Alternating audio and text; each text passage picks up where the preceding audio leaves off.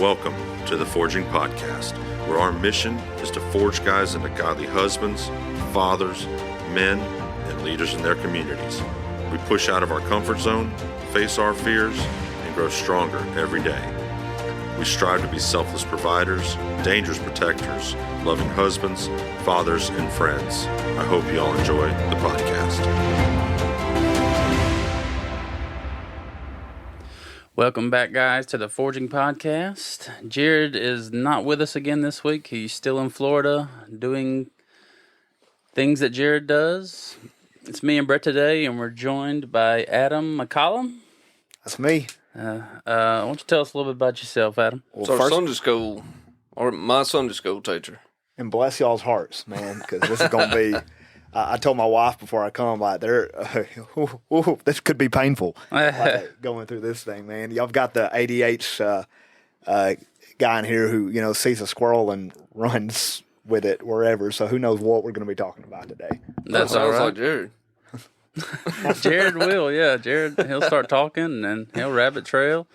I'm just like the C team version of Jared then. Like, hey, I ain't the B, I may even be D team. Hey. We do our best in here, all right? No judgment. It's Jared's fault for leaving us, so we do the best we can, all right? Yeah, and he kicks off the parenting episode or whatever, and then he takes off to Florida. That's right. So we got another gap in the parenting talk, which is we're going to finish that up. Hey, I can talk about dog parenting all day. Right. You know, we can do that. You know, just don't ask me about actual kids part. Right. Clueless. I've got one kid. We just got another dog too, so she's a little. So we can make this the dog podcast. The dog podcast. Yeah. So, Adam, tell us a little bit about yourself. Yeah, man. So, I met. Actually, I was from up in the Shoals area, and back 2017, met my wife, Leslie. She is a school teacher down at Hackleburg here. Ended up, long story short, we started dating, got married, and I ended up living down here. So nice. It's down the road from Brett. So we live here in Phil Campbell. And is that where we are? Because the GPS, Brett, you said Hackleburg. Yeah, I wasn't going to tell people where I live. But that's all right. Oh, God. Y'all gotta give me the heads up. We live in a weird spot where between Hackleburg and Phil Campbell, we're actually, as the crow flies, we're closer to Hackleburg. Oh, okay. But I've been to Phil Campbell multiple times. I did not know that's where I was. Yeah, so. This is all the houses through here have two different addresses. Oh, wow. One of them's Hackleburg, one of them's Phil Campbell. We use Hackleburg. Just pick which one you want to be that day. All right. I like it. And so, me and Brett go to church together. So they consider him probably one of my best friends. He's like the guy I call when I need something, need to talk through something. Like, it's cool to have some guys like that though in your life. Really. Oh yeah, for sure. So y'all were wanting to talk about burnout today? Yeah, I think that's something that needs to be talked about. We,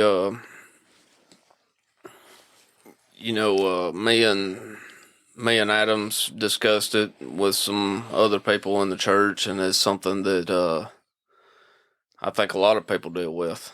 Oh, and yeah. it's a real thing, and it's hard. It's hard to deal with. It's another kind of like forgiveness.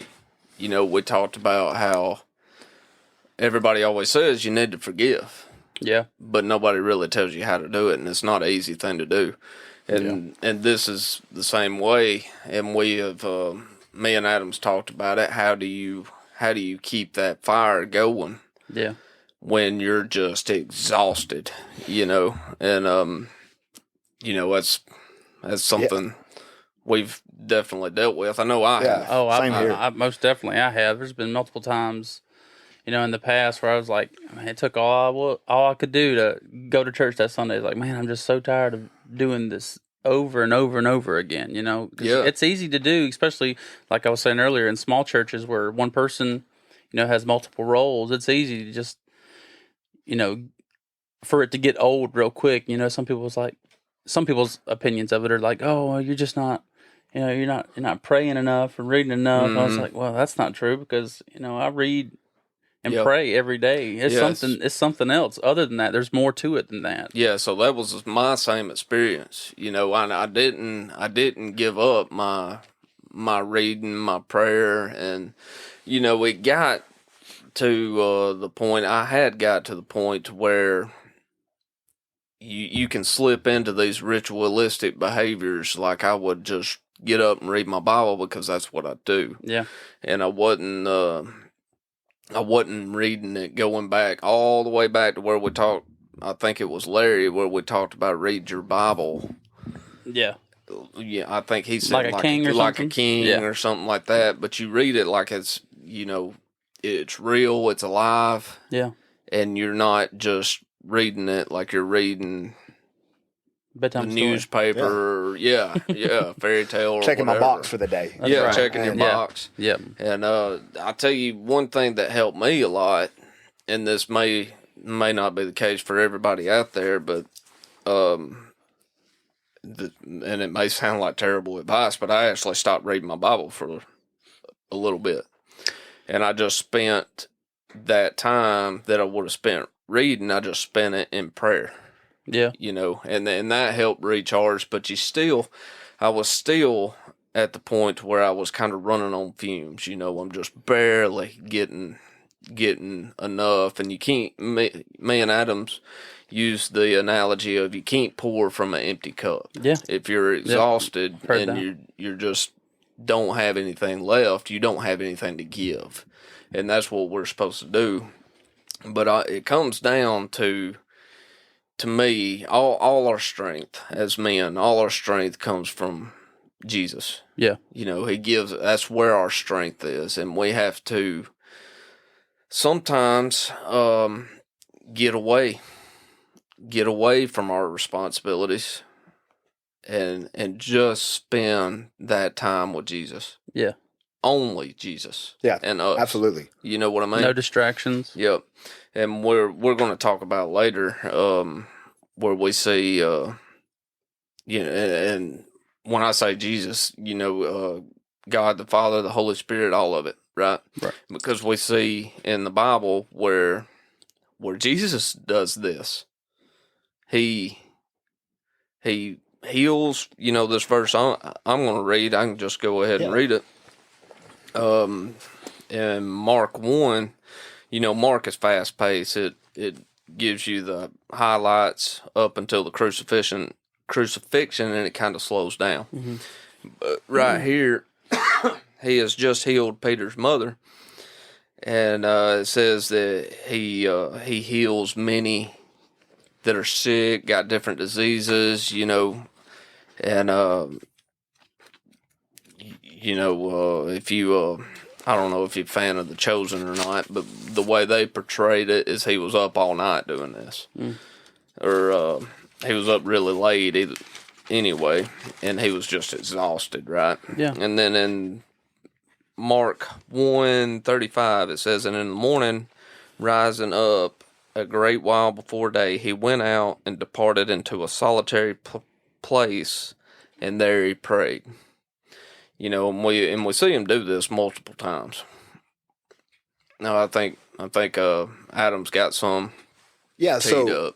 with just sort of same there in Mark. You turn over a couple of chapters. Common theme. Jesus finishes doing a miracle. Like he finishes doing like one of the big things like that we talk about. Like, oh, this is one of the big moments. And he had just finished feeding the 5,000, which I would say that was probably one of the most talked about like miracles that he did. And immediately it said after, it literally says in Mark 6:45, immediately Jesus made the disciples get on the boat. He sent them ahead to the other side to Bethsaida while he himself was sending the crowd away. And after bidding them farewell, he left for the mountain to pray. Like he went off to himself immediately after he had this big moment doing God's work. And, I think sometimes like we're human. Jesus was too. Mm-hmm. And doing the Lord's work can be exhausting. Oh yeah, absolutely. It is like it's it absolutely can be, and even Jesus experienced it. That he had to pull away to get some quiet time and just to sort of get to him. Where you said, Brett, like him and God only. Like he just had to get sort of away from the crowds, Because it will exhaust you. Yeah, for sure. And like for pastors and stuff, Justin is the only pastor or preacher that I've ever been friends with in the past where we were, doing, living in the world and different things. And then we both start following Jesus, and then he gets called to pastor. Used to, and I tell Justin all this all the time, just, busting him. But, I used to think that a preacher had a pretty good setup. You get up there and talk for 30 minutes or whatever, twice a week, teach a Bible study, and that's it. A lot of them, that's it. Yeah. And a lot of them get a house to live in or whatever. But I can tell you, going, kind of being able to close, see behind the scenes a little bit. Being close with Justin, that is a heavy job. And I think I've said this before, but I flipped to where I don't know why anybody would want to do that. That is just a heavy job if you do it right. Right. Because the weight you carry with you constantly. I'm sure there are people out there that probably do the, I get up there and give a 30-minute speech twice a week, and But if you do it right and you're trying to shepherd that flock, I mean, dealing with people's tough anyway. But yeah, for sure. You're having to deal with your own stress, your own, burnout. Yeah. And then you're also carrying the burnout of everyone else. Everybody else, and the heartbreak of everybody else. And having to go with, be counseling folks and deal with other people's that's tough. issues / problems they got going on, and it drains you. And you got your own problems. Oh yeah. We're all human. Yep. But it is sort of neat to, I don't know if neat is the word, but when you look through the verses that we just read in Mark, you look through different places and you start thinking okay, when does burnout come? And usually it seems like there's a theme where it always comes after some of the big highs. A big high. Yep. Yeah. One of the verses that had stood out, if you look at 1 Kings 19, the prophet Elijah was he was the man in the Old Testament. That dude, he called down fire from heaven. Mm-hmm. That's one of those cool moments of the Bible. But then immediately after he called down fire from heaven, you would think he would be on fire, ready to just run through a wall at that point after he'd seen that done. But what ended up happening instead is, I guess the king of that time who he killed Elijah had the fire rain down to kill all of his men. He put out a hit on him, basically. And then Elijah got scared. Mm-hmm. He took off running, ended up depressed in a cave, not eating, sad, tired. And God told him, an angel come to him in 1 Kings 19 and just said, man, you go take a nap and eat. It's literally what he said. He told him, go take a nap, eat, and then wait for me to come and listen for me to come. And let's talk. And it was that stood out to me, though, on the verses you read a second ago, Brett, that it always seems to come after the highs. Yeah. And I don't know what that just seems to happen over and over again. And I look at my life, and it does with me too. I'll have a high, and I think, oh man, this is never going to end. Mm-hmm. This is good stuff. And then a day later, it's like I'm in the dumps, because something happens, or just you get discouraged on something, or you just feel like you're out of juice. Yeah. And I tell you, the devil can a lot of times slip in through, you're doing good stuff. You feel like you're doing what the Lord called you to do.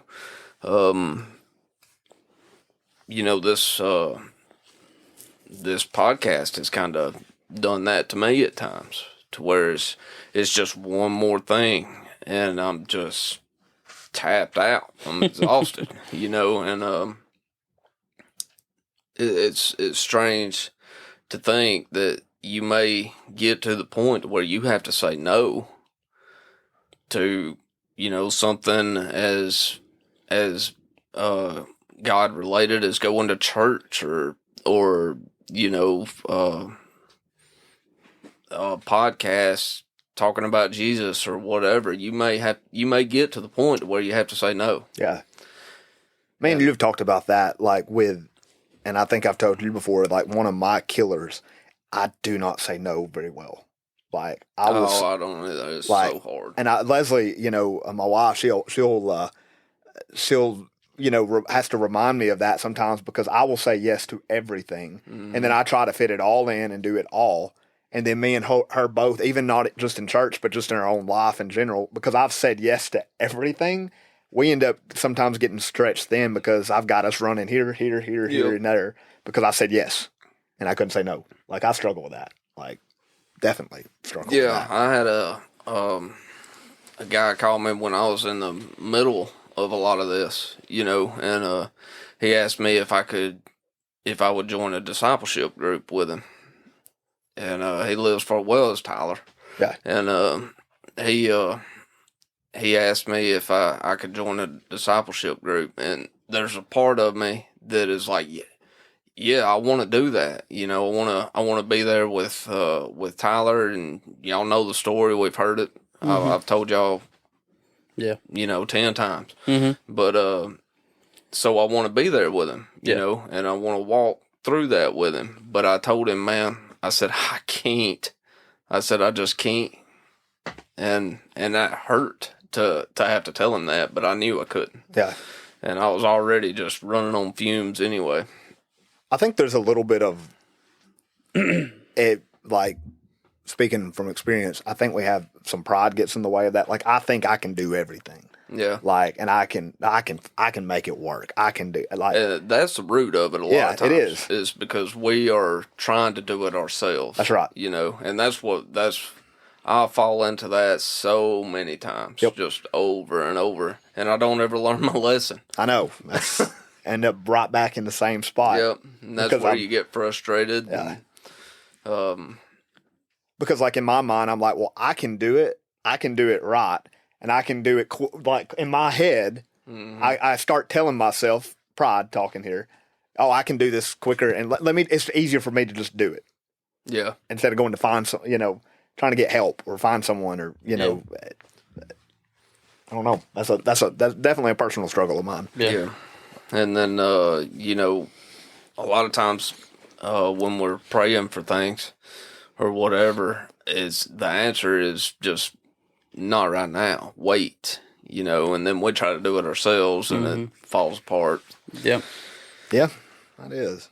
So like, all right. So we've all got this. A lot of us got this issue where we struggle with burnout. I think it probably, like, something I want to ask you guys, like, when you're burned out in one area, does it affect the other areas of your life, or are y'all able to keep it pretty compartmentalized, like for y'all personally? Like what? Oh, it affects everything. Yeah, I think once you get to the place where you're burnt out, it affects every aspect of life, because it's like a mood, it's just like, oh man, it's like I really don't want to do that. Like, yeah, that's the same way for me, and I try my best.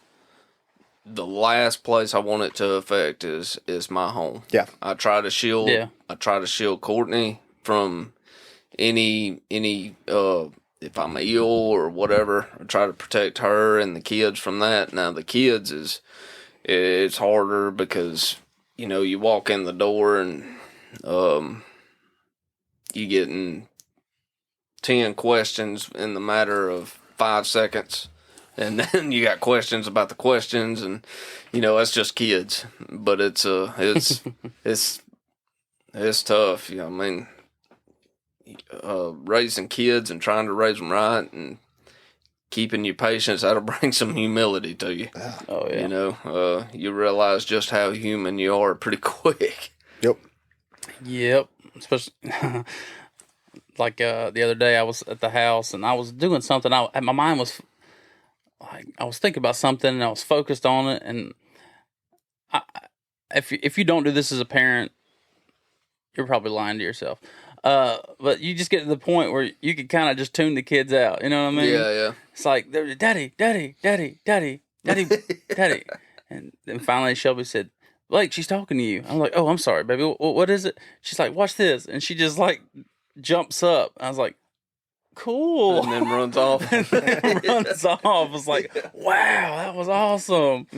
But yeah, that was I do think what you said too is like trying to shield those different areas. It's tough. It is. Because like if you're burned out in your job, like because I've in the past I've experienced that in an old job that I had where I was felt just burned out, and I would always try my best to like try to shield that, but it starts bleeding through when you get burned down in the church. A lot of times it can bleed through to those different areas. No matter how hard you put those shields up, it can definitely bleed into those other areas. Oh yeah, for sure.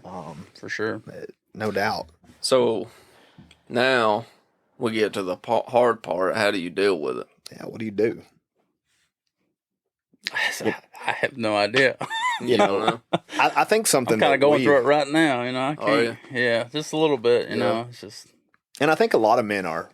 Yeah. Just people in general, not just men, but I think this is a men's podcast. I think there's a lot of men that if they got real are struggling with it. Mm-hmm. Oh yeah, but they don't want to talk about it. Yeah. Because if you talk about that you're burned out and you're struggling, then everyone's it just puts again it sort of puts down that that front that we're able to put up that we're invincible. And I mean a lot of men I'm sure listening to this are in the same boat. And yeah, when you look through the Bible of it, yeah, as guys who are struggling with this, preaching to myself here, I don't think we, and by we I mean me, I don't do enough rest in there. Yeah. Because I think life is just go, go, go, go, go. Yep. Definitely has got that way lately. Yeah. Within the last 10 years or so. It may have always been like that, but it seems like in the last 10 years, maybe even 5 years. You remember back in COVID when everything shut down? Oh, yes. And it COVID seemed like everybody we come across was like, I mean, you're not grateful for the bad things that happened in COVID, but the break, and just 6 feet and just sitting at the house. With anything to do. Yeah. Because you couldn't, even if you wanted to. You were just stuck. And everybody was like, man, it's been nice to, sit on the porch or whatever and watch the kids play in the front yard. That was hard for us, Everything stopped. We didn't know about Dallas, so we just kind of hunkered down right here on this hill and didn't go anywhere.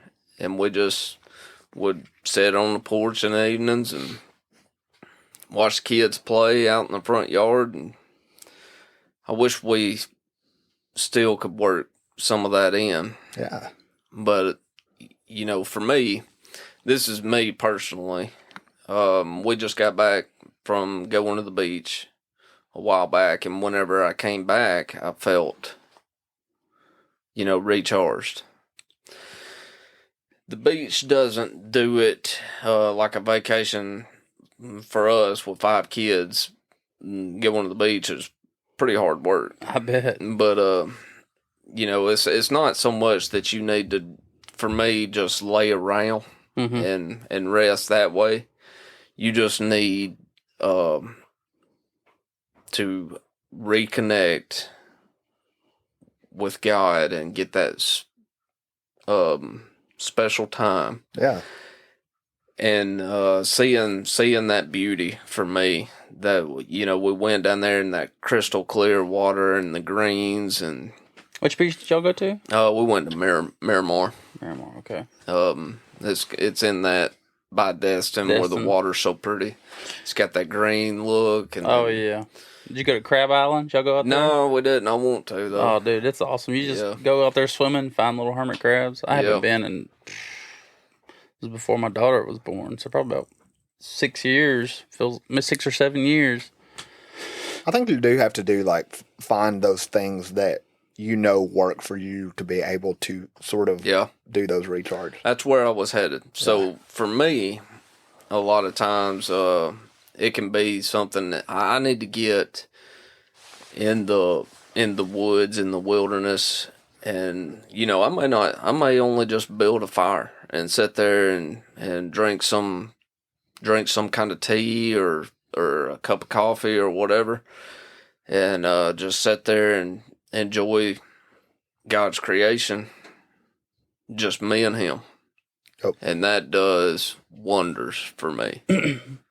And I don't know about y'all, but like I love hunting, but just maybe it's because I'm a bad hunter and I don't see anything. So, like, I could go out there. I've not shot a deer and I can't tell you how long, but I enjoy going out there every single year and just sitting there in a tree stand or a shooting house, just sitting there. Like, and someone asked me a while about this, like, when was the last time you shot something? Like, September 08. Yeah, it's been a long time, but I still enjoy it because it's just my quiet time. Right. And it probably was September of 08, to be honest. I mean, it was, I don't think it's been that long, but yeah, it's just, that's sort of a quiet time that I do. I enjoy getting out there and doing that. And, again, you have to find those things, like even in like me and Leslie in our marriage, a lot of times for us, even being at the house, we're always doing something. We're always working on something, mowing grass, cleaning the house. We're doing stuff. So for us, like even just a little thing that we'll do, and, I'm not suggesting you just go out to eat all the time, but we'll just go out to eat because for us, that's almost a break because when we're sitting at the house, going back to the not resting part, neither one of us rest well. We don't sit well. And so we have to do something to get away where we can just sit there and talk and us not being over in our little circles doing me deciding to go out there and cut grass or me going out there and working in the garage or her doing this. We have to do something that sort of forces us to just sit there. Yeah. But we did that on that trip because, staying in a condo or a house or whatever, Courtney's not constantly trying to clean, get ready for class the next day, whatever. And at night, we would sit down and watch a TV show together for 30, 45 minutes. And we're the same way. Yeah. I'm not as bad as Courtney. Courtney don't stop. Mm-hmm. Ever. She's all the time going, working. And, that was nice for us just to sit down and watch TV together. Yeah, that's like a big moment, when you can just sit there, and not feel like you have to do something. Yeah. And biblically, I think,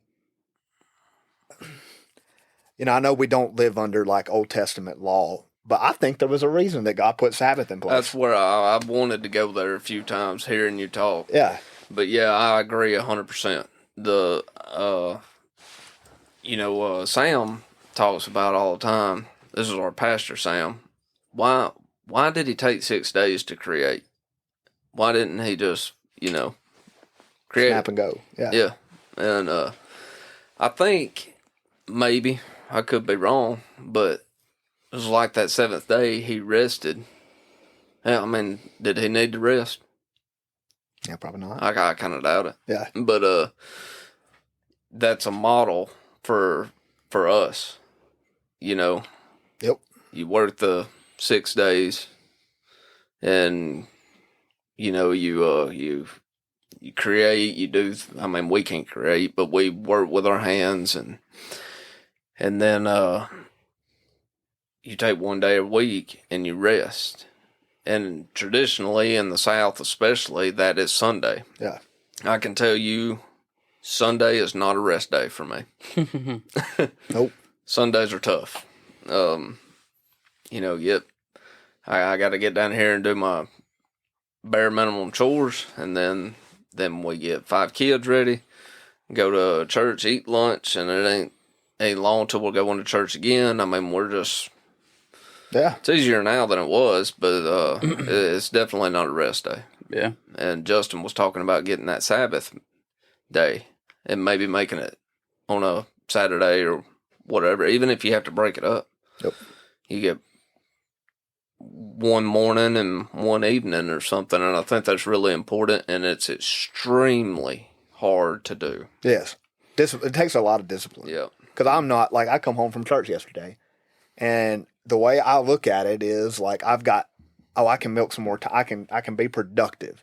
like if I'm not being productive, I feel like I've had a bad weekend, which is probably really the opposite of what I need to, sometimes. But like I'm like, okay, I get home, I can eat a sandwich, I can work on this project, the house. We're doing working in our basement, doing a little bit of a remodel. I'm like, I could do this between the hours of 1 and 5, run upstairs, get a shower, be back at church. And it's like, then you get there and you're like, whew, I wore myself out, trying to do all this.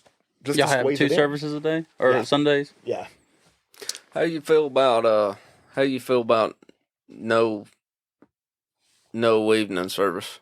What y'all's thoughts? I've never had evening services. Have you not? I've never been to a church that had evening services, and if I did, I didn't go. I don't know. I don't ever remember. Sunday morning and Wednesday nights have always been what I've known. I've never had Sunday night services. So around here, almost everybody does a Sunday morning, Sunday evening, and a Wednesday night. That's all I've ever known. Yeah, and that's in this area, but you got some now that's sort of dropped the Sunday nights. Yeah. And you'll have some people say, well, we're just fading out of church. Yeah. And I get that. I completely do, because a lot of the stuff we run ourselves ragged with is not church. Yeah, it's not. It's everything else. It's not as important stuff. Yeah. But there are a lot of Sunday evenings where it would be more beneficial to me and my family if we had just our time on Sunday night. That's the truth. Yeah, really. I'm with you on that. It is. Sometimes it's, and I hate to be this way, but my nature, human nature, like sometimes that Sunday evening service is like you're wore out, you're wore down, and you're not going into it with the right mentality of worship. Yep. So it's like, are you really doing any good to, because, God sees the heart, we worship in spirit, we worship in truth. A lot of Sunday nights I come in and I ain't worshiping in spirit, I ain't worshiping, truth, but not in spirit, really, because I'm just there because I gotta be. I feel like that some days. Yeah, a lot of days. It gets into a religious activity. Routine. Yep. And that's something I've been thinking about. I don't really know what the answer is, because most people, I would say most, are not like me and you and a handful of others, where we're doing things all throughout the week, trying to make disciples, and some people, that's all they get is Sundays. Mm-hmm. But most of those people ain't coming back on Sunday nights anyway. That's right. Yeah. And so I don't know. I get most of those people probably only show up when y'all got food, huh? Yeah. That makes me so mad. Yeah, I know it. If you have a meal, all of a sudden everybody comes out of the woodwork to eat. People haven't seen it forever. That's right. And then walk out of there with, what that means for people like us. Yeah. And they don't bring anything. They just come to eat. That makes me so mad. But okay, so we've talked about the burnout on the too much on your plate side of it. Do you think another way to get burnout is like a lack of vision / going through the motions, or vision not being fulfilled the way you want it to? Absolutely. That's something that I battle with, about the vision not being fulfilled the way you want it to. Mm-hmm. And a lot of time, this is a personal issue for me. I want it to happen now. Right. Go. I want it now. Yeah. And it may be, if the way God works, it may be years before you see the fruits. Mm-hmm. You may never see them. It is tough. And that's hard. I mean, because that is, I mean, Brett sort of got the same on that, and we've talked about this where, it gets frustrating and it wears you down when you don't see the results and you don't see the progress immediately, because I mean, culture has made us microwave, and I'm just as guilty of anybody on that. I want it now, and I want to see the immediate results of it. I don't like the whole wait thing. Yeah. And my personal thing is that, like, I am great. Like, when I look at the strengths and weaknesses, I can be your hot man. Like, I can get something up and going. I can, get excited up, fired up. But where I struggle is the long run. Yeah. Trying to keep.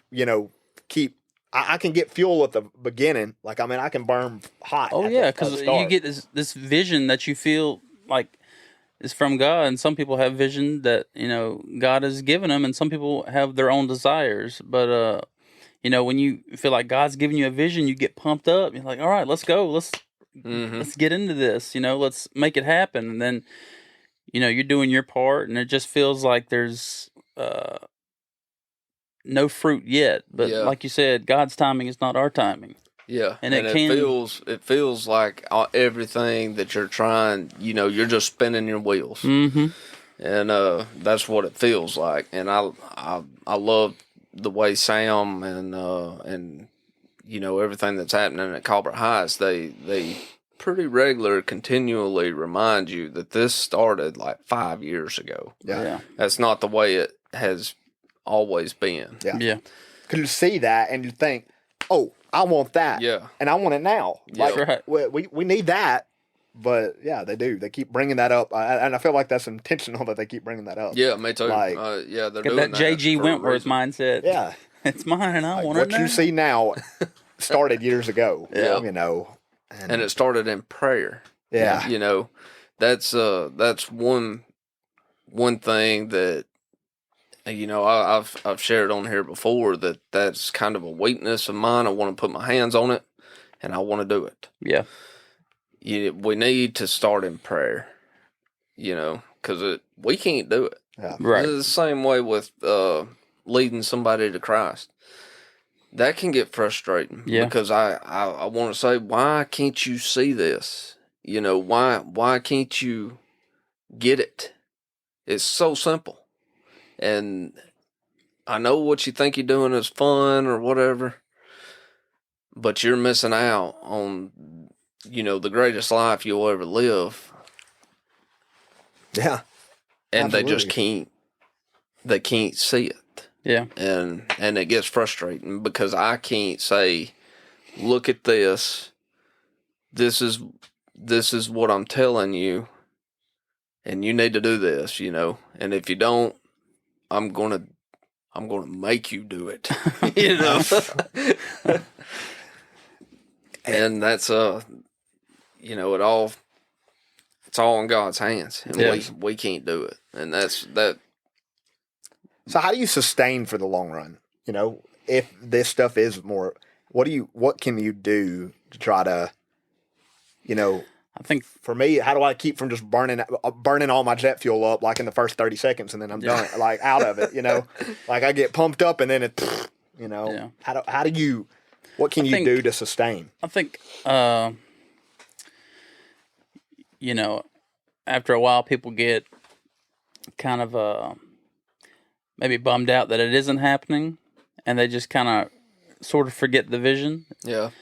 And I guess I would say if you have a vision that you believe is from God, just have faith in God and not your own understanding that what He has put in you, the vision He's put in you, will come to pass. I would say just hold to the vision and just trust God. If you believe that it is a vision from God for whatever area that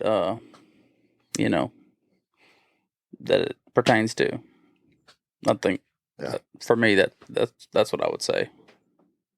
I agree with you, but that is not always easy. Oh yeah, for sure, and, definitely not. So this is something relatively new to me in my spiritual walk. Mm-hmm. Is if you ask God for something and you stop just stop talking and listen, and then he gives you that answer, you know, it may take a long time. Yeah. But, you know, I think there's an element of spiritual warfare that goes on here. And the devil or whatever tries to take that from you. Absolutely. And make you forget what the answer you got.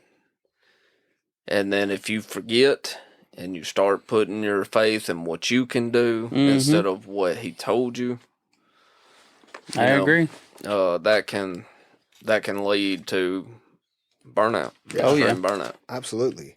And I think what you nailed it, that there is, I think, some spiritual warfare going on there.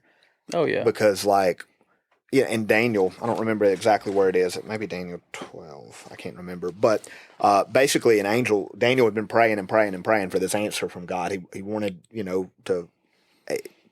wanted to know something that God was trying to tell him. Yeah. And the angel finally showed up. And basically, I'm going to butcher this all up, but basically when the angel got there, he said, I'm late because I've been battling with Satan's forces. Yeah. And I'm late showing up because I had to deal with that. And then he gave Daniel the answer that God was sending him. And then he had to go back and said, okay, now I got to go battle again. I thought that was like a little glimpse that you see of the spiritual warfare that, right. Daniel was getting frustrated because why ain't I getting the answer I'm looking for? Mm-hmm. And the angel tells him, well, hey, been tied up a little bit over here. We have some other things going, battling Satan, the world don't revolve around you. That's right. Yeah. So, yeah. But and I think bathing there's in other prayer. people here That's besides right. you. That's right. That's right. There's some big stuff happening, but bathing in prayer too. I struggle with that sometimes. I will try to force it and then ask God to bless it. Yeah. Yeah. And then you decide what you want to do. Yeah. And then you try to do it, and then if it ain't working out or whatever, that's when you start praying. Yeah. Help me work. do this. Yeah. Instead of asking for the vision, the direction, what do I do in the first place? I was talking to a guy, Lee Clement, over with Culver Heights First Baptist the other day, and he made a good point. When we bathe these things in prayer that we're talking about, these ministries, these different things that we're pursuing, people we're pursuing for Jesus, part of our prayer, there's got to be some action behind it, because part of what prayer is doing is getting our will lined up to His. It's not just about throwing up a prayer to God and just hoping He'll, rain down some blessings on it. It's, asking God, to lead, but then also getting me lined up with what I'm supposed to do to do whatever vision it is that I'm chasing on that and what He wants me to chase. Yeah. So I think bathing in prayer is something I've got to work on, on decisions and things like that. And even just trying to prevent that burnout for the long run. Yeah. Sort of leaning more into that. Our pastor's really, really good at that. Yeah. And, I mean, me and you are kind of the same at that. He'll say, well, let's pray about it. Do you get frustrated too about that? Oh yeah. Okay. I get frustrated. No, but then it's like, oh, maybe he's like, no, let's go do it. Yeah. But and I don't know. There's a balance. Yeah, I started to say there's a balance, but I mean, how can you go wrong about praying? Right. You know what I mean about anything. Yeah. You do. How can that be wrong? I don't see. I don't think it can see be. how it can be. So I would say I'm probably usually, I like being all gas, no brakes, and sometimes you need to put, you need prayer. Yeah. Look, Brett, there's a waltz. There you go. Kill that thing. A red waltz. Yep. Oh yeah, you're making fun of the way I talk. By the way, no, I'm making fun of the word that you use, not the way you say it. Just the word. Gotta Sam and Tyler giving me that roast. I gotta say, what happened after that is I took them after the podcast was over. I took them out and Beat him with a bat? I whipped him. Oh. And I don't feel real good about it. But it never does. You know, I think who'd you whip? I think Sam and Tyler for making fun of the way I talk. Yeah. I thought it would have been Courtney beating him up. Yeah, and so I think they learned a valuable lesson. That's good. And like we talked about with forgiveness. Forgiveness, that's right. It won't be. As soon as the bruises fade, they might think about it. It's gone. Yeah, except for the scars. Except for the scars. So we've got the putting too much on your plate, lack of vision, or vision not being fulfilled.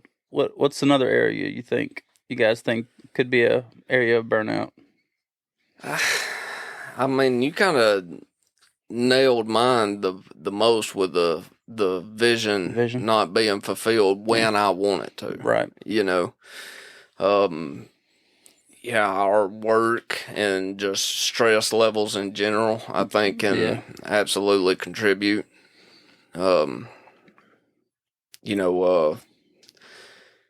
I can go on a whole rant about cell phones and social media and stuff, and those things, those kind of things, I think are just, sucking our souls sometimes. Oh, yeah. And,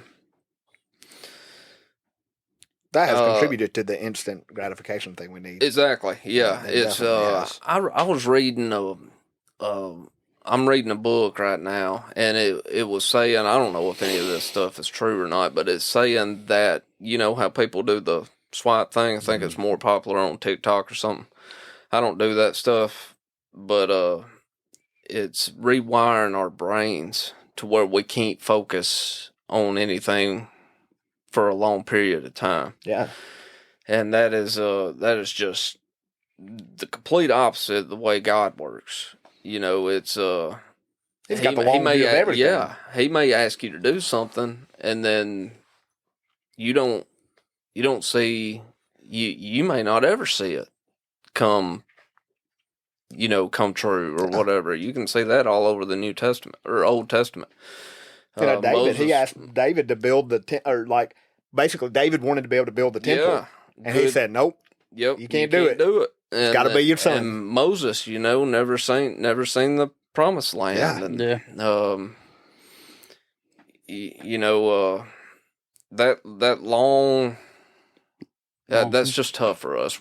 We're human. Yeah. And especially tough for some personalities. Yeah. And I would think you're probably. I'm absolutely. That is a tough one for mine. Yeah. No doubt. Man, I can't focus on anything hardly.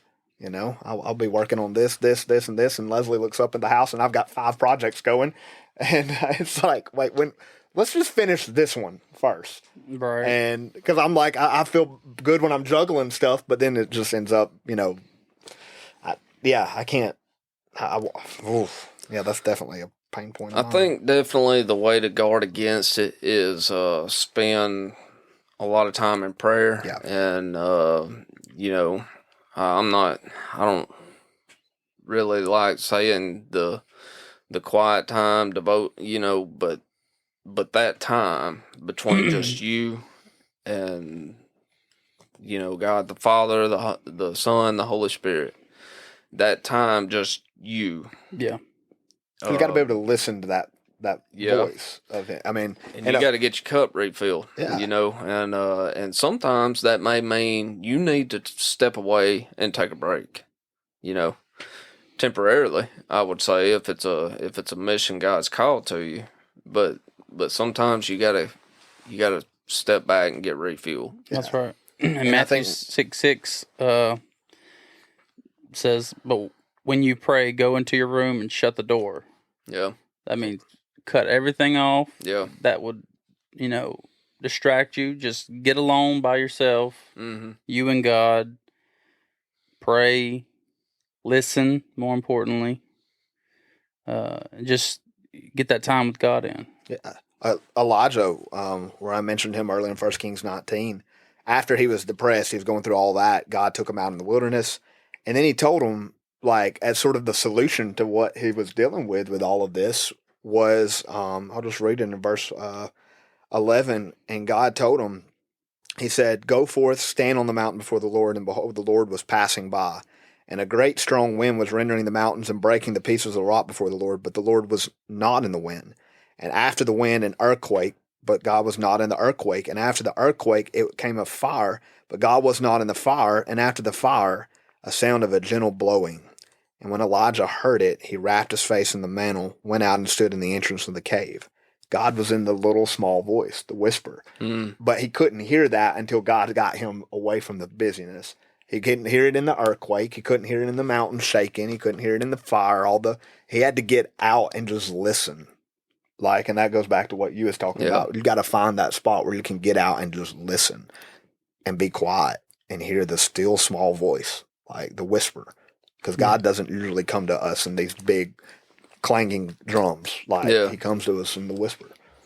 And so do you struggle with this? Let's say, just for me, I'm dealing with burnout. I head out to the woods and I take my Bible and it's just me and him. Do you struggle keeping your mind focused and not thinking about what all you got to get done? Mm-hmm. That is tough for me. Yeah. Because I always feel like I'm in a hurry. And, that's really tough for me. And it helps a little bit if before I go, that I set this time. Yeah. And I say, this time I'm dedicating to this. Yeah. And then that helps me focus. And I don't have to think about, I got to go. Yeah, I got to go over here and do this. Yeah, I got to go do this or that or whatever. That seems to help me some. One of the, Justin, a sermon he preached maybe a month or so back, you have those ones that just relate to, that just hit you, that convict you. And that was one about a month ago. He was talking about how, when we get that time with God, and I can't remember what the whole context of the sermon was, but he was talking about prayer time, how a lot of times, and I was guilty of this, and this is where it hit, I would say and try to make myself believe that my prayer time was driving to and from work, because I've got a 45, 50-minute drive that I'm like, oh, yeah, that's my prayer time, And usually I'll start out God, I'll start out my prayers on the way to and from work. But it takes about 2 minutes before I have started thinking about everything else that I need to do the day, the stuff that's on my to-do list, the stuff I need to get done as soon as I get to work or get home, or, or who just cut me off in traffic, or who I just cut off in traffic, who's blowing at me. I struggle with that. Yeah. I figured most people do. Yeah. And, but it's hard. It takes me time to get there to where I'm not thinking about anything else. Yep. It takes me a certain amount of time to get there. And then once I get there, then I can start my time with God, Yep. And that's the way it typically works for me. Sometimes I have to get some, just my music going, just some of my, Christian music, the Fix or something. I don't care. K-Love, whatever it is. I got to get something going to just sort of try to start getting me in that place. Yeah. A lot of times. Because it takes a while to get there on that. Oh, for sure. Yep, I agree. Hey, y'all got anything else? So sort of with that, I don't know. So we've talked about, battling burnout, and, something if you want to sort of hit on this, we started talking in Sunday school yesterday a little bit, and I know you guys have talked about it on here some, but,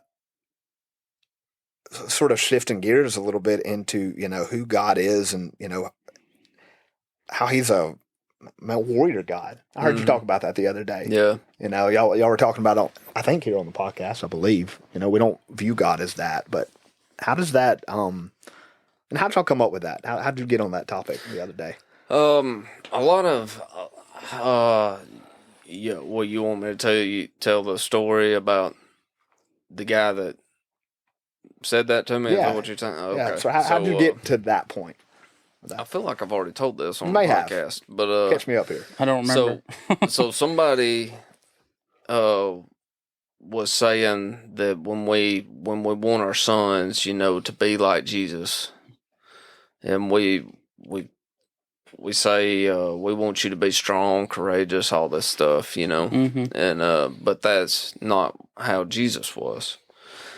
And I was like, no. I said Jesus was those things, and in fact, so we believe in the Trinity: God, Jesus, God the Father, the Son, the Holy Spirit. If you look in the Old Testament, there's a lot of God as a warrior, but you can in the New Testament. Well, first you got to wrap your mind around why did Jesus come the first time? He came to pay the sin debt. That was his mission, right? And so he's on a he's not there to bring justice. I mean, he is, but he's not there to bring the payment, the consequences of sin. I said that wrong, but yeah, he's there to pay the price. Yeah, right. Yep. He is. He's not there to wage the war. Right. So he is the sacrificial lamb when he comes, but he also is approaching the powerful religious crowd, and he is not softly going about it. I wish I would have looked up some examples, but he calls them snakes. He calls them sons of the devil. He said, "You hypocrites." I mean, he's not, and these people are not used to being spoke to like this. Yeah. He is boldly just calling them out. Brood of vipers. Yeah, brood of vipers. Whipping people on the temple. And that's what they were saying. The only example of him was flipping the tables. And that is a great example. They were disrespecting, and I heard somebody say these are not these plastic tables that are weigh like 5 pounds. Wooden tables. These were big tables, and a lot of people have said that we have no evidence that he carried a whip around with him. So didn't it say he fashioned one? Well, that's where I was headed. I don't know if it said that or not, but I think it does. Yeah. So he goes out and makes a whip, and then runs them out of the temple, And I'll tell you, one of the coolest things to me, though, is in John when they come to arrest him. And I had never noticed this until I read a book that mentioned this. But when they come and arrest him, and golly, I wish I could find it real quick, but I don't know if I can. He says that they're looking for him, right? And I think he says, I am he. And it blows them back, and they fall down. Y'all read this? Yeah, Y'all know what I think I know it's Luke 22, I think. I thought it was in John. It may be in John. John 2:15 is where it said, and making the whip of cords, he drove them all out of the temple. Okay, yeah, so we did make it. But this example I'm talking about is, just a little bit of that power, and it just blows them back, And my point with all this is all the pictures you see of Jesus, he's holding a lamb. Yeah, John 18:6. 18:6.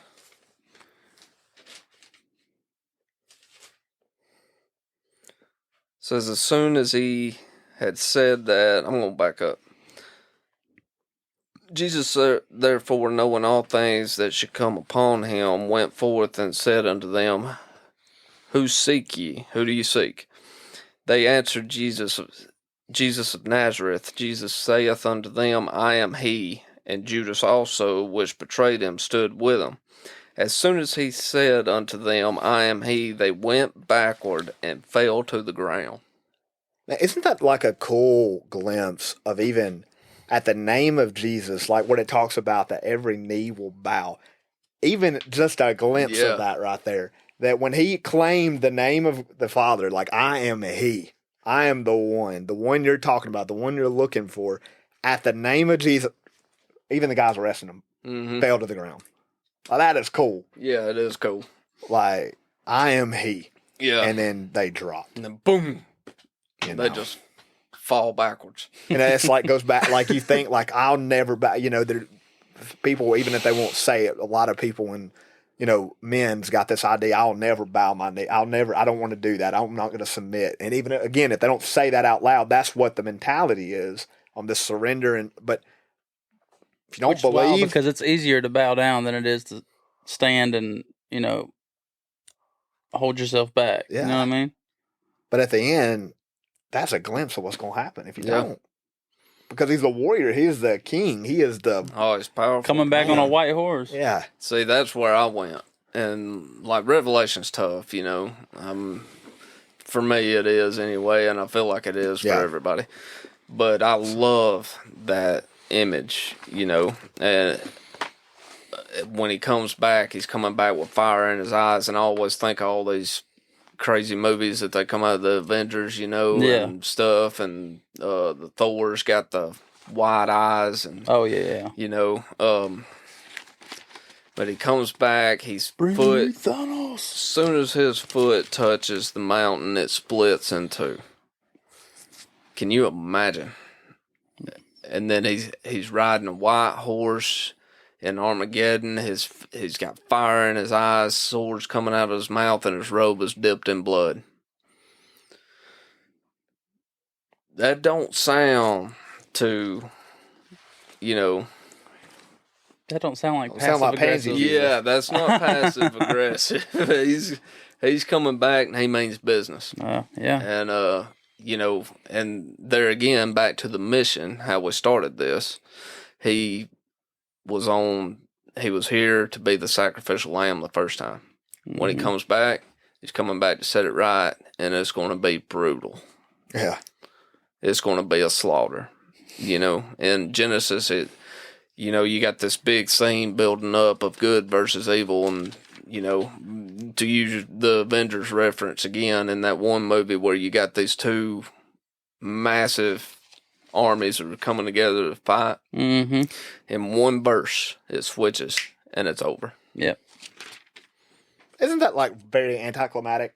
Yeah. I mean, the entire Bible builds up to this moment, and then it's just like instant. Snaps his fingers, it's done. Yeah. Like, we don't even give, and like, I think that just goes to show how, to God, the battle is already so over. It's already won. Yeah. Yep. Because, like, he doesn't even elaborate on how the battle was won. He doesn't elaborate on, like, we fought and we battled and we were out there swinging our, it was just like, done. Yeah, we're exhausted from this battle or whatever. Nope. We immediately go from the battle to the marriage of the Lamb, the feast. It's like, for God, it's like, okay, changing gears, here we go. Like, that's over with. Hit the staples button. That was easy. Yeah, that's eject. It's just, which is really cool when you think about that. How what that version looks like. Yeah. How do we get to the like? Have we? I mean, I think we have dumbed down. I don't know if dumbed down. We have softened Jesus so much, though. Like, wouldn't y'all agree? Like, culturally, like, we have softened them down and, like, sort of, neutralized them, sort of made them just the soft, pretty version. Yeah. Like, absolutely. I mean, even the fact that he was homeless. He walked everywhere he went. He you got to be a tough dude just to do that. Yeah. And I think that the church has done that. With all our stained glass pictures of Jesus holding the lamb with his, very, very soft, like, very, feminine, like. Yeah. And, I think Tyler kind of touched on this the last time. That's one of the reasons why I didn't ever want to, come to church, is because it's soft feeling, it's squishy. Yeah. But there is an aspect to it. It being not necessarily passive aggressive, but being let's see, how am I trying to say this? Gentle with folks. Because Jesus, with unbelievers, he was soft spoken. Absolutely. But with the the church, he was a little bit more harsh and straight to the point, and like, hey, Absolutely. Yeah. He's like the Pharisees and stuff. He's like, you should know better. Yeah. And he's bold. He's not soft at all with them. He's not, he's in your face. Yeah. Be better. Yeah. And then the woman who caught in adultery, the woman at the well, he's very caring, he's very kind, and he's very understanding, and he's very forgiving. Mm-hmm. He's very loving. And I think what we've done is or go ahead. Yeah, keep going. I think you were fixing to say the same thing I'm fixing to say. But what we focus on one or two of these aspects, and we forget about the rest. Right. When really he is all of these things. Yes. He is warrior. He is king. He is judge. He is also the sacrifice. He's also lamb. He's also loving. He's also the father. He's all these things, and instead of taking the whole picture, we take one or two and we focus on that. Yeah. And then we try to use that too to I think y'all have talked about it, since this is like a men's podcast, reaching men. I think the church, while, had sort of went after if we can reach the women and the kids. I think y'all was talking about that last week. Oh, we'll get them if we can get the women and the kids. And so the church years ago, I think, started focusing the message on this, and again, you have to, know your audience, know your people, to talk about the aspect of God that's going to hit home with them. But what we've done is I think we've took that, the soft side of Jesus, the comfort, loving, that part, which is all true. And we've just used that blanket thing to okay, that's how we're going to get the men too. And you've got to sometimes be real and tough with men to get men to follow. Yep. Tough men follow who? Tough men. Tough men. Yeah. Yep. And I think we've, Jesus is just so loving to you. He's so comfort. Most men, and majority of men, that's not a message that they're going to hear and say oh yeah, I want to follow that. Yeah, especially lost men. Yeah, especially lost men. Yeah. Yep.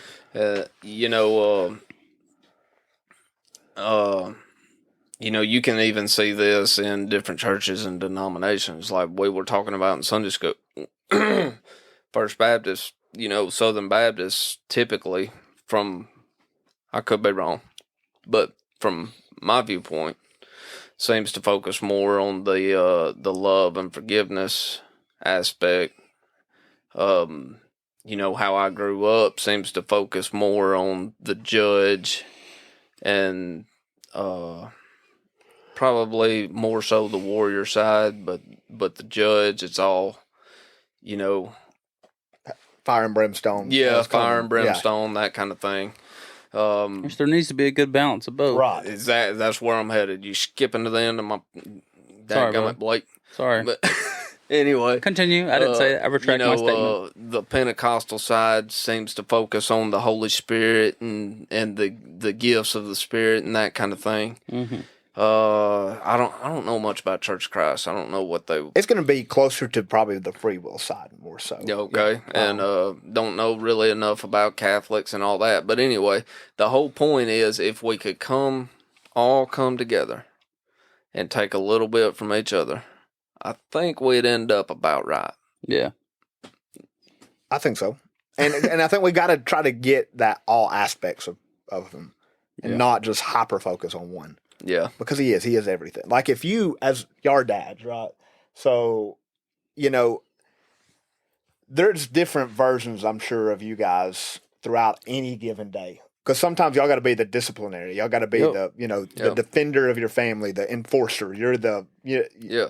And then other times though, man, the world also doesn't get to see the moments when, kids come running, you give them the big hugs. And they don't get to see all of that. Yeah. Mm-hmm. But if the world just put you in one box and saw one aspect of that, you're out there in the parking lot and you're getting on to your kid for something and you're in the enforcer and they basically put you in a box and said, well, that's who Brett is. Mm-hmm. Or that's who Blake is. Well, they've missed all of the other. Yeah.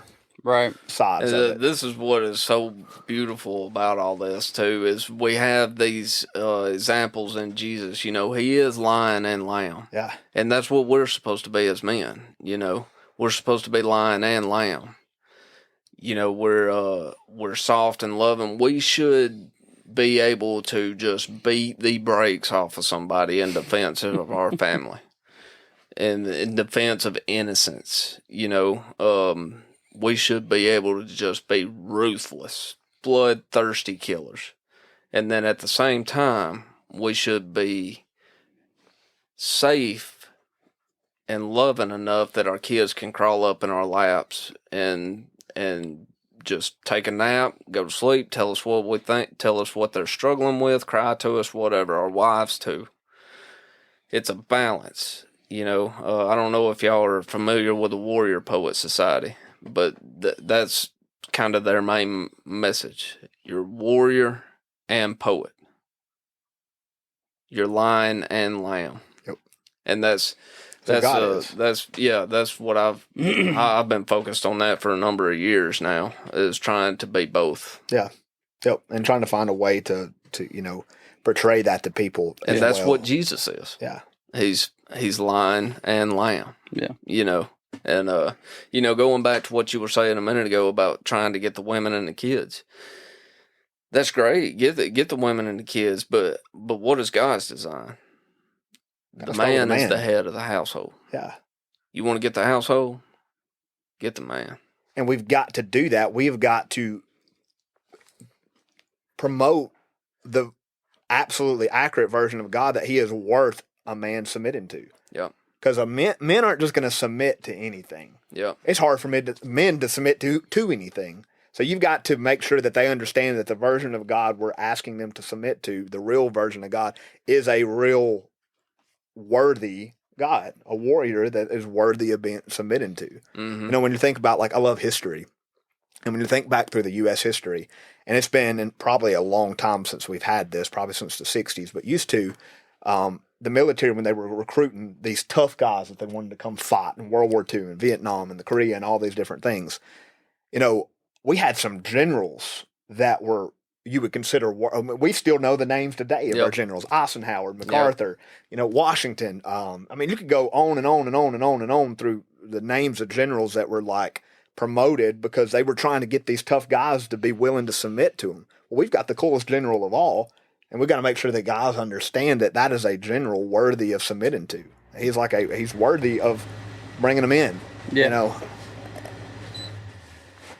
AC kicked on, y'all. It's getting hot in here. Heating up.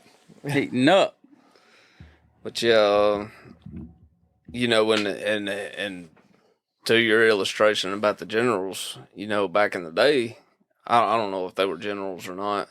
What was the guy that come up with a tank? Well, he was in World War II. Sherman? No, not Sherman. Let's see. I mean, you thought the same thing. That's the only name of a tank I know is a Sherman. Let's see. He's one of the most famous MacArthur? generals we've ever had. No, not MacArthur. Patton. Patton. Yeah. Patton. So, like, he's in there, you know, he's on the front lines and he's doing the fighting. I don't know I don't think that still happens. Well, I may be wrong. I don't know much about the military nowadays, but, you know, and that's the God we serve too. Yeah. He's in the fight, even though you may not be able to see it, and he's on the front lines with you. Yep. Yeah, we've got. He's already won the battle. That's right. Exactly. Yeah, I mean, and I think sometimes it is hard to sort of, you know, in our head. You said it earlier, trying to bring those two versions of God together. How is he the God of peace, but also the God of war? How is he the God of this and also the God of that? You know, in Romans, let's see, I think it's Romans 16:20. You know, he talks about that he's the God of peace will crush Satan quickly. That seems like an oxymoron, I guess. Like that's two total different things. The God of peace is going to crush him and do it quickly, and then it goes. That ties into Revelation, where you said earlier that it's just over like that. Well, that's the God of peace we're talking about. The same God who's also the God of the warrior God, the fighter. He's all these things. Yeah, he's all of them. Yeah. Don't box him in. God is. We don't have to,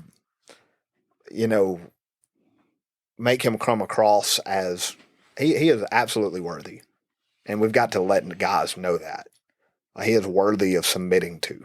Yeah, and but it's the most. I mean, if you take the whole story, the whole thing from beginning to end, is the most beautiful thing ever. Yep. A holy, perfect God, and creates his mankind. We betray him, fall, and the only way to bring us back is for him to take the punishment for that fall. He does it for us. Yeah. Is that not? I mean, that's not the coolest. Yeah, I know. I mean, is that not the coolest thing? It's. I mean, because it is. I mean, it's like a beautiful story that you go through from the beginning to end there that he created and he provided the solution to. He created it. We screwed it up. He solved the problem. Yeah. At his own cost there. That's. And he gives us the choice. That's a God worth serving. Yeah. Yeah. That's right. That is a God worth serving on that. And definitely the tough one there. One last verse that I thought about, I'm trying to look it up here. Talking about like Jesus being the,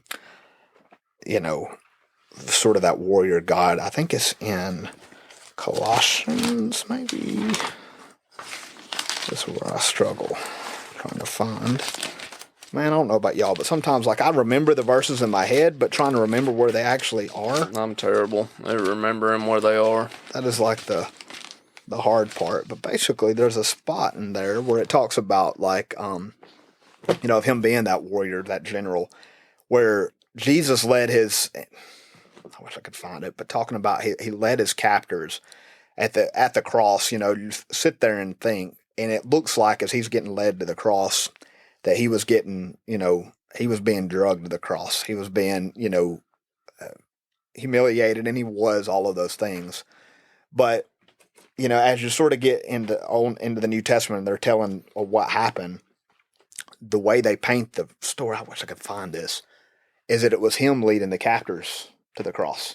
It was him leading his enemies to the cross. It was him. There's a verse, look up something about he nailed our sins to the cross is where the verse is. I'm trying to see if I could find that because I'm butchering this and not going to do it justice. He nailed it. Sure, it's Colossians. Colossians 2:14. Let's see. Find that. I got it right here. Sweet. Blotting out the handwriting of ordinances that was against us, which was contrary to us, and it took out of the way, nailing it to the cross. Do verse 15 too. And having spoiled principalities and powers, he made a shoe of them openly. That's a show of them openly, triumphing over them in it. So mine says when he had disarmed the rulers and authorities, and it's talking about the picture of the cross there, as he was back in the day when you would defeat an enemy, you would parade them through the streets as sort of like your kill. Like, look what I've captured. Yeah. And the vision is almost like the devil celebrating watching Jesus getting paraded through the streets. And what he's saying there, when he had disarmed the rulers and authorities, when he had done that, it said he made a public display of them, having triumphed over them in the cross. Like, he was the one parading them through the streets. And they thought they were doing it to him. Going back to that warrior God, that warrior king, like he was the one leading them to the cross. And, making a public display of like, look, this is about to be embarrassing for these guys. Yeah. Like, they think they're taking me here to defeat me. Just watch this. Like, I don't know. It's just cool when you think about the different examples of him coming out as a warrior. The people that think that somebody made this up, that blows my mind how you can really think that. Yeah. Yep. I saw somewhere the other day that all these writings from like ancient Greek people like Socrates and Plato, like they only have a few writings that prove that these guys even existed. The Bible has thousands more proof of Jesus than like any works by Plato, Socrates that prove they even existed. Yep. So, anyway. So what would you guys say, like, finishing, sort of wrapping that topic up on him being a warrior god, to someone out there who is questioning and, or maybe, just not at the point of surrender yet, and like, I just don't know about this. I don't know about this God thing. I don't know about the surrender. I don't know if I want to do this. Like, what would you say to them, like, on this? Quit resisting. If you're thinking about it, something's drawing you. You know what I mean? Like, if it's on your mind, something's making an impression on you to even think about being resistant to it. If there's something there, I mean, there has to be something there for you to try to be resistant to it. There's got to be something that's kind of pulling you, and maybe you're unsure about it or whatever. But just stop resisting. Go for it. I kind of get back to, and I don't know if this is the right way or not, but kind of like I told on the last podcast, is I promised this guy this is real, Yeah. And I think you have to reconcile in your own mind first if you believe this is true or not. Yeah. And then from there you can make a more rational, educated decision. That's the way my mind works. Yeah. I gotta decide, is this true or not? And if you're struggling with that, Lee Strobel's book, A Case for Christ, is a great book to read. And they made a movie out of it. If you're having trouble believing this is real or not.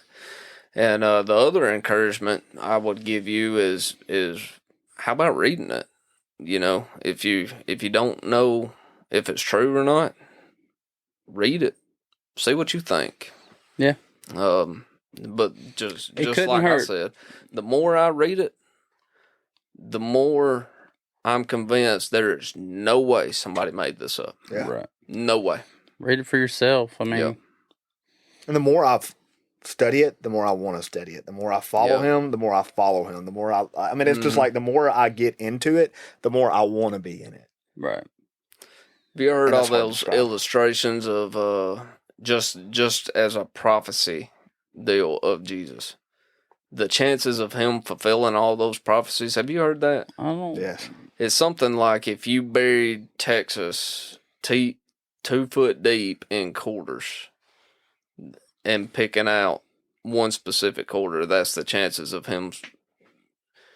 Y'all fact check me on that, but it's something like that. That's the chances of one man fulfilling all those prophecies.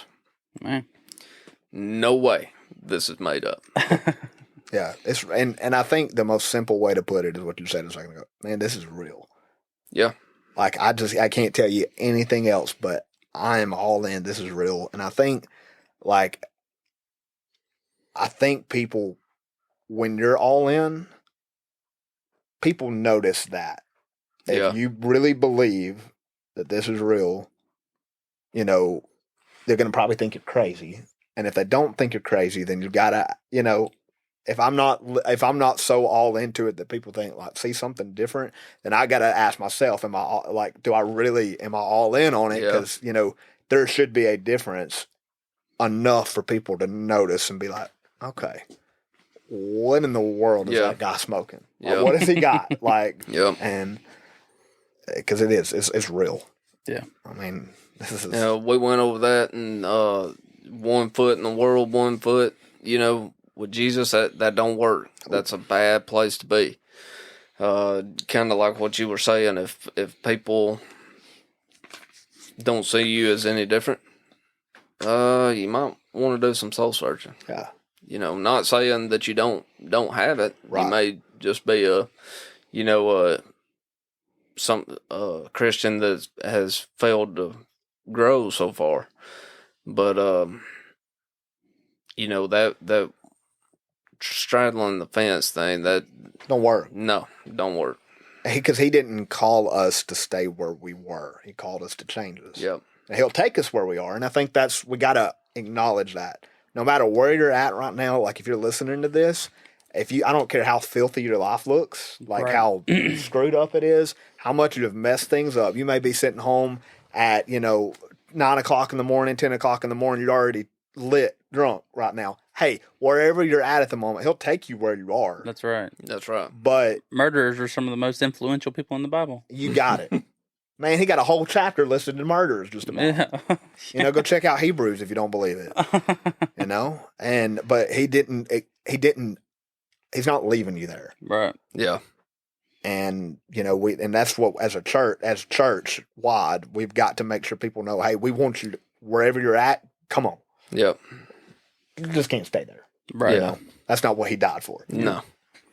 To leave you. He doesn't call you to comfort. Nope. That's right. And, either be all in. The Bible says, he'd rather you be hot or cold, but not in the middle. Yep. So if you're going to go for it, be all in. Yep. Why do you think you would prefer to be one or the other? Why do you think that was such a big moment in the, I wonder if a warm one's he was dramatic with it too. I'm going to spit you out if you. I think what it is something like what we've talked about. If you're kind of halfway and you're doing the church thing, you kind of feel like you got it. You feel like you're going to make it to heaven. You may not be the greatest, follower of Jesus, but you feel like you're doing enough to get into heaven. If you've missed it there, that's a dangerous place to be. Yeah. Because you think that you're good, and I can't judge your heart. You may be, but if you've missed it, man, that's a bad place to be. Yeah. Absolutely. And it destroys our testimony too when you're in the middle. Yep, exactly. When you're cold, no one cares what your testimony is. They ain't looking for your testimony. When you say I'm one thing, but then I'm also doing the fence riding on the other, and I'm just sort of hanging out right there in the middle, man, no one's going to believe anything I'm saying. Yeah. Because I claim that this is real to me, but then I don't act like it. Yep. It just don't match up. Yep. Been there, Me too. Yep. Same. Well, you guys? I'm good. I'd like to thank Sam and Tyler for coming out last time, and they got their men's event coming up. That was a joke, what I was saying about them for all they're not really sticklers. Bruised and scarred up. Appreciate them coming on. Yeah. Do you know when the dates are? I'm bad with dates. Let me check. I think it was like the 21st, but let me double check. Let's go to the Forging Podcast Facebook page for all you folks that are listening. We've got a Facebook page, and if you have anything you'd like to talk to us about, we got the Forging Podcast at gmail.com. You could reach out to us. Let me get those dates real quick. Yeah, reach out to us. Yeah, we love hearing feedback. We would like to hear some feedback. I think Jared and Blake manage most of that, but or all of that. I don't do any of that stuff, but don't hold I'm on here today, so however terrible you think I am, don't hold it against these guys. Okay. Okay, yeah, so the Forge and Fire Conference is Saturday, September 21st at the First Baptist Culvert Heights at 4 p.m. So you guys come out and check that out. I plan on going. Brett, you going? Yeah, Brett, unless something happens, I'll be Jared, there. Okay. Well, we appreciate you guys for listening. We hope you are able to take away something from this podcast. Thank you so much for listening, and we love you guys, and we're out. Thank you guys for listening. Check us out on Facebook or Instagram and follow us so you can stay up to date with latest podcast drops and content. Also, feel free to leave us a review on whatever streaming platform you're listening from. We'll catch you next week.